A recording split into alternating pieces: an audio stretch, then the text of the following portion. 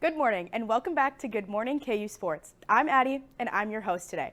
We hope everyone had a good spring break and is ready to talk about sports once again. I know I'm excited for today's show. We start with a preview of the KU vs. Michigan Women's March Madness game on Saturday, followed by a rundown on which teams are on a high alert for upset in the men's tournament. We will do a little roundtable on March Madness, followed by KU softball and baseball. Finally, what we've been waiting all break for, we have Sam with the weather.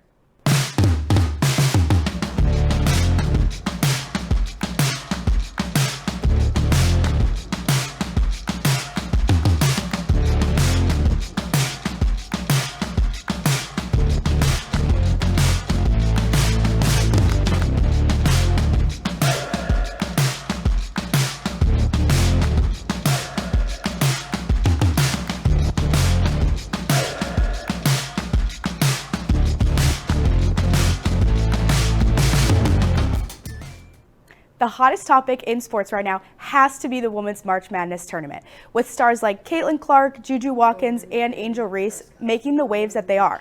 I'm excited to see the Jayhawks in the big dance after winning the NIT last year. Katie, what are your thoughts on the KU-Michigan game on Saturday?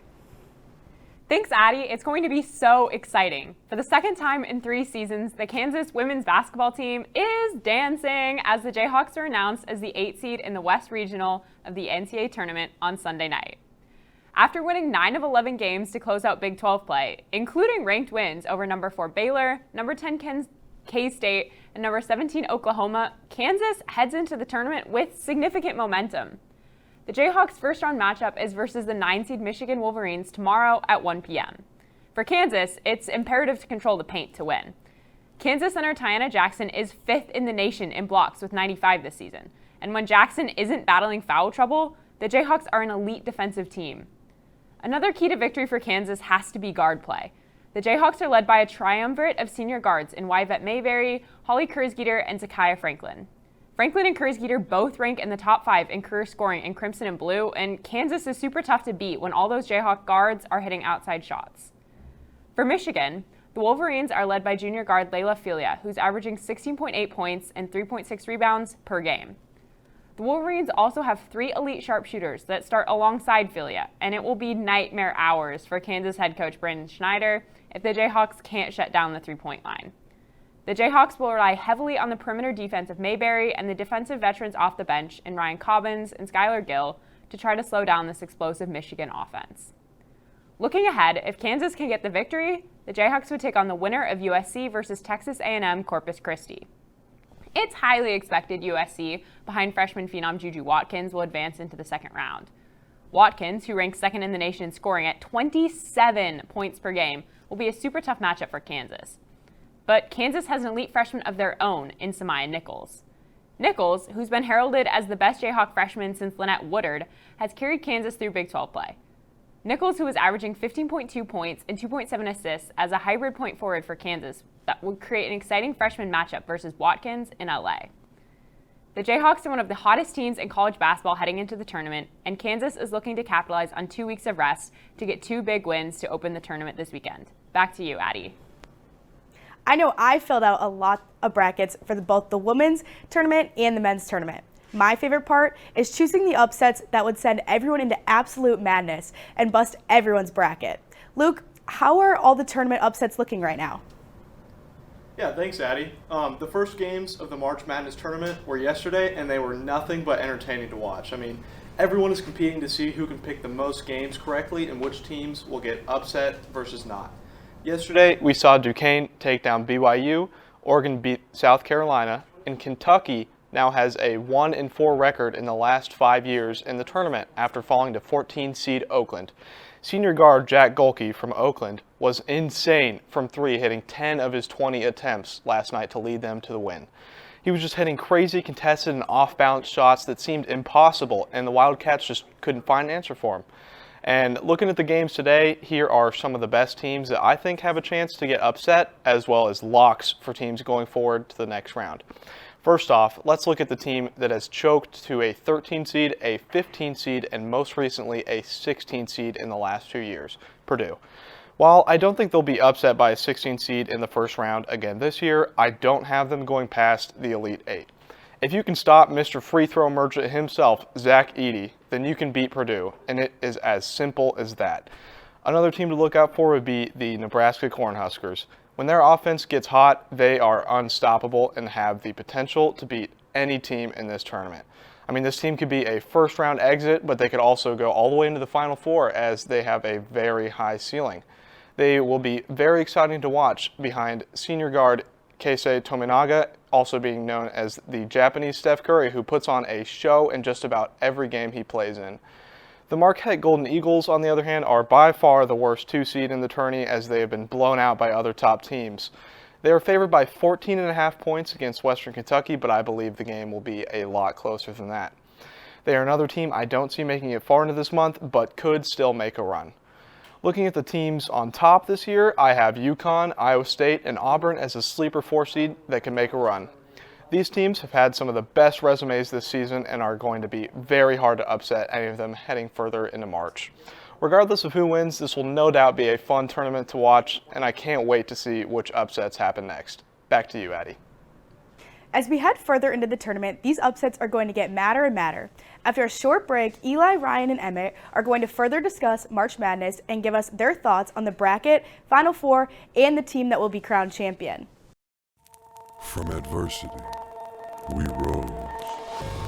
We made history and became pioneers, voyagers, champions, Jayhawks. And when our chant rises,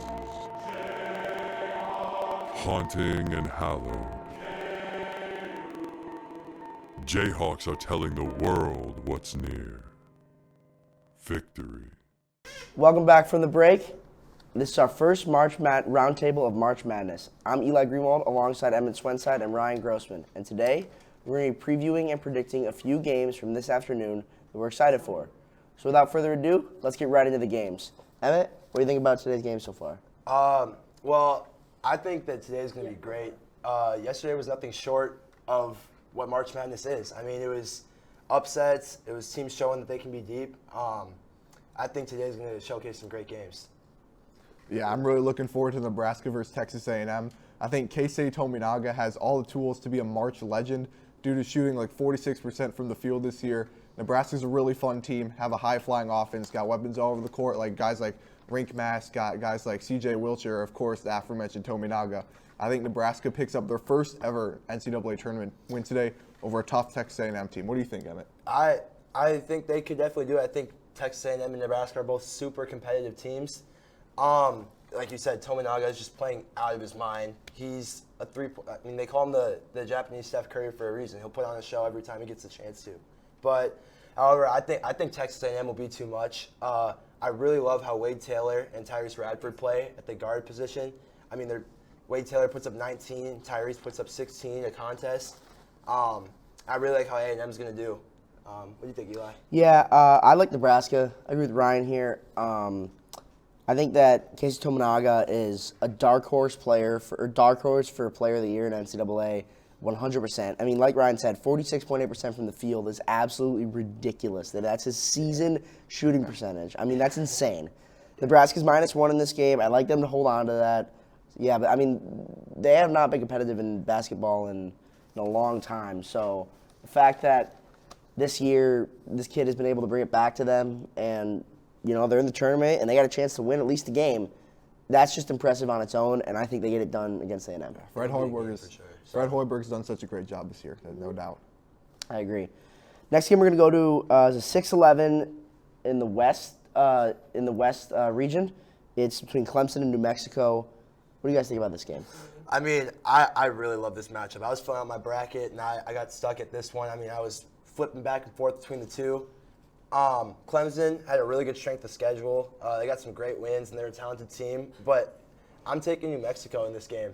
I love Donovan Dent. I love Jalen House. He loves to play defense, loves to be a point guard. I think they're going to get the upset here. They've just won the Mountain West Conference tournament, which is huge for them. They knocked off San Diego State. And I think they have a chance to send Clemson home early. Yeah, I agree. I like New Mexico as well. I think that They are hot right now. They got a lot of momentum. They just won the Mountain West tournament. Not only did they win the Mountain West tournament, but they won all 3 games by double digits. So they're hot. They ran the table in the tournament. I really like the fact of what they got going right now. And they're -2.5. So I hammer that money line for New Mexico, and I think the Lobos take this one down. I actually have them in my Sweet 16 beating I forgot who I had them beating next round, but I do have them in my Sweet 16. Yeah, I absolutely agree with you, Eli. I have New Mexico winning. They are a very trendy dark horse pick to make a deep run in this tournament. Really one of the hottest teams, like we've said. And it's crazy to see, like, Richard Pitino, obviously son of legend Rick Pitino. It's pretty cool to see, like, what a change of scenery can do. You know, was struggling at Minnesota. Unfortunately, he got the axe there, and now he's at New Mexico making big waves. So it's great to see that. Yeah. That game, I'm excited for this one. Yeah, I'm sitting on my couch for this one. Absolutely. I have them beating Baylor next round. So, and then final game we're going to go over is a classic 12-5. We got in the South region, James Madison and Wisconsin. I smell a classic 12-5 upset here. I like James Madison. Yeah, I'm gonna have to disagree with you here. I like the Badgers. I think they're playing their best ball at the right time. A lot of too many offensive weapons. Got guys like Max Klesmit, AJ Storr, who's an absolute stud. Got Steven Crowell, who's been playing well. Then freshman John Blackwell has really impressed me this last few weeks in the Big Ten tournament, especially. Went off against Maryland, hit like 7 or 8 threes. You know, I like the Badgers. I think they're set up to make a deep run. I really love the depth of this team. Yep, I would have to, going off that. I have to agree. I mean, I'll give JMU their credit. I'm very interested to see how the game turns out. They got 3 guys that are putting up double digits in the scoring column, but I think Wisconsin's going to get the win here. I really like their style of play. I think AJ Storr is heating up at the right time. I like Chucky Hepburn's. I like how he facilitates the ball, how he plays. And I think Steven Crowell and guys like Ryan mentioned, that'll be too much for JMU. Yeah, I like James Madison. I think, like I said, I smell a classic 12-5 upset. This is the only upset I have in the first round. I'm hammering JMU money line, absolutely. I think that James Madison with plus 5.5, I really, really love this. TJ Bickerstaff is a big man who can make shots, averaging 24 points a game and 14 rebounds a game. That's an insane stat line. I like James Madison. They won the Sun Belt and they ran the table. I think they're going to take it home. How much money have you won? Yeah. That's a good point. But hey, listen, you can take that one of them. James Madison, if you want a 12-5 upset that you're going to bet on, that's a good one, I think. I'm going to take that one. All right, bro. We'll see. We'll have to see. All right, after a short break, we'll be back with Cole, who's going to be giving us a recap of what we can expect from KU softball.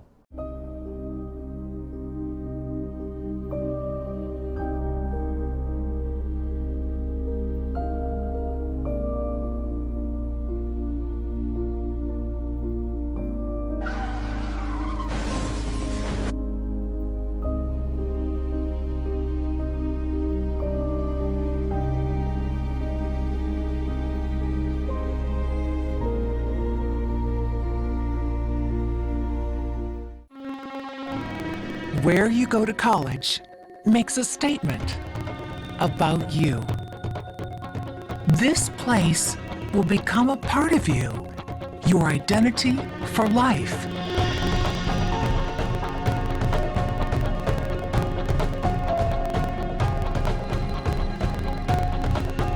The University of Kansas, a great place to be you.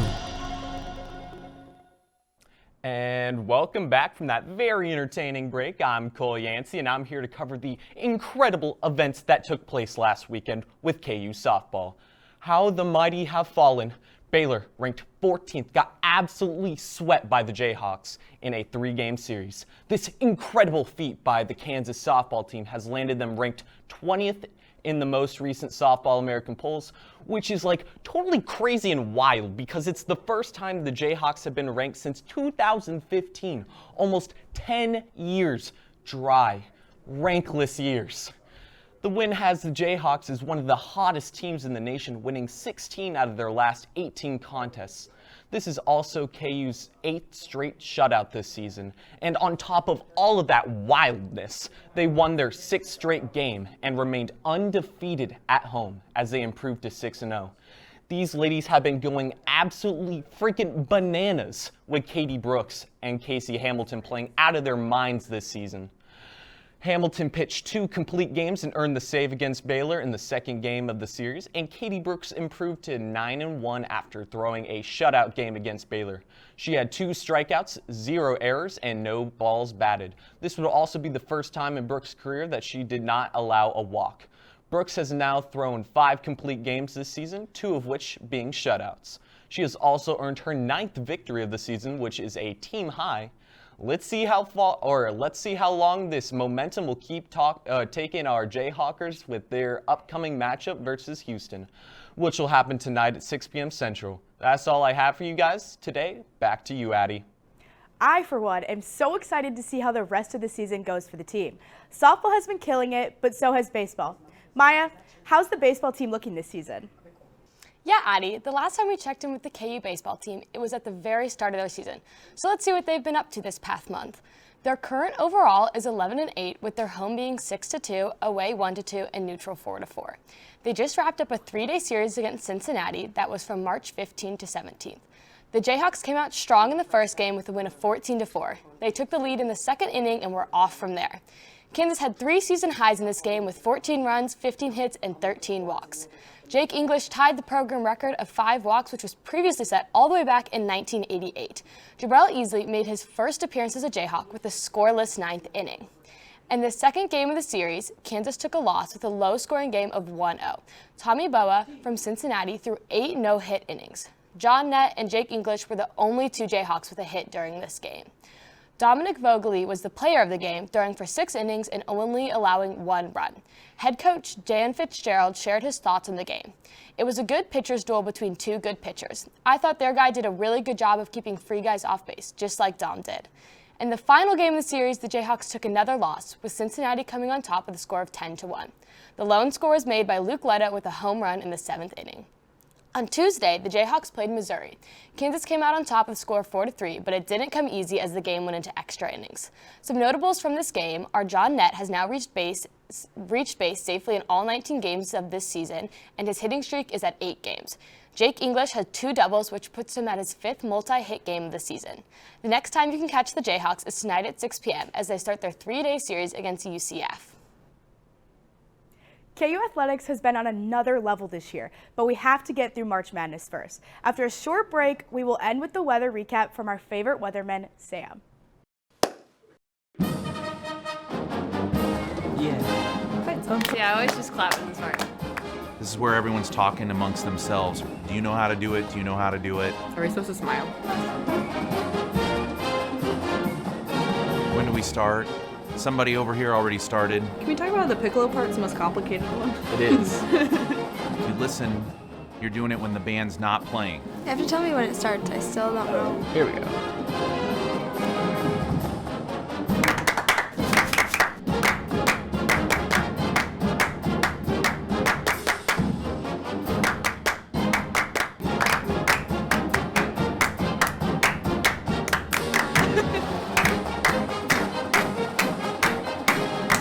Just clapping now.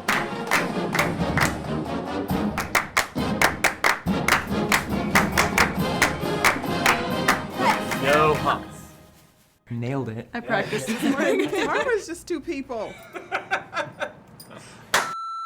It has a right and a wrong way of doing it.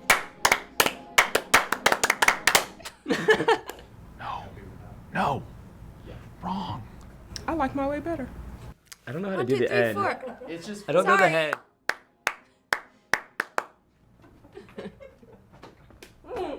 It's hard by yourself.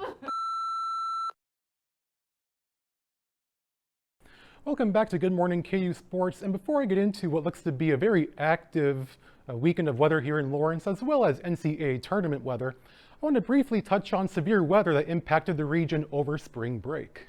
On March 13th, 2 EF2 tornadoes occurred. The first one was in Waubonsee County that tracked from Alta Vista through Alma. And as that storm dropped the tornado, it produced softball-sized hail about 2 miles southwest of Alma, which is 4 inches in diameter, definitely very dangerous. The second tornado is another EF2 in Shawnee County. That one tracked west of Rossville and crossed right over Highway 24.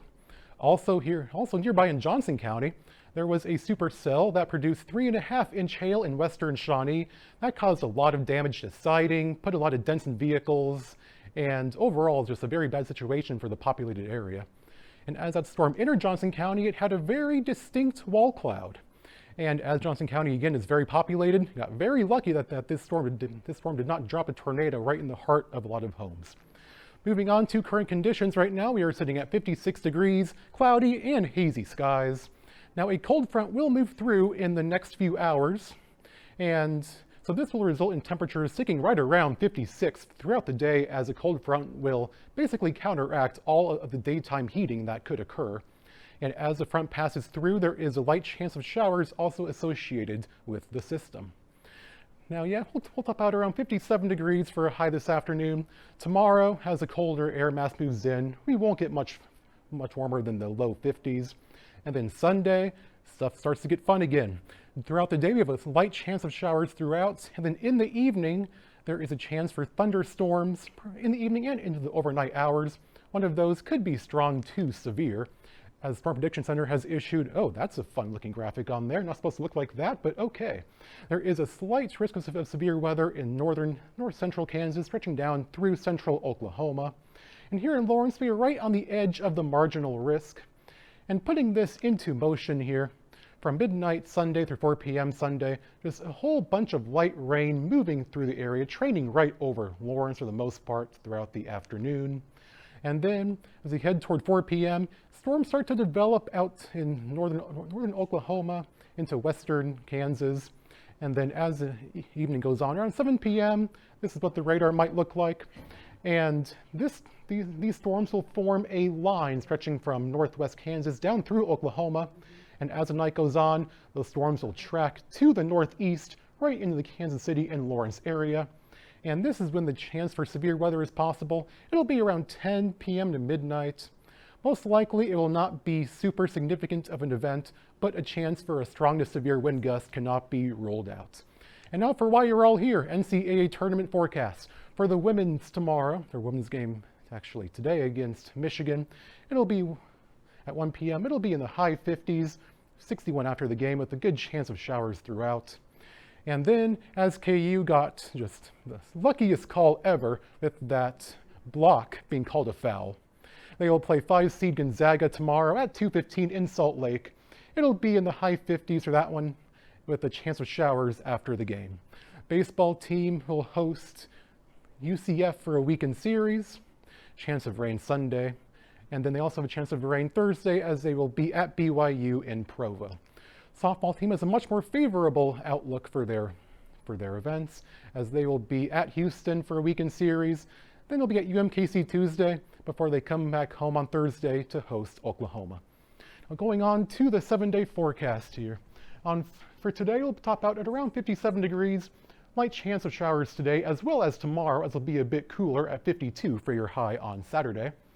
And then come Sunday, the severe weather chance in the evening, not that significant, but cannot be ruled out. But we'll have rain throughout most of that day. It'll stick around for Monday, as we have a 40% chance of showers, especially in the AM hours. Then Tuesday, we cool off with a high of around 46. And then as the week goes on, we warm back up, as we'll be close to 67 on Thursday. Back to you, Addie. Well, that's all we have for you on Good Morning KU Sports today.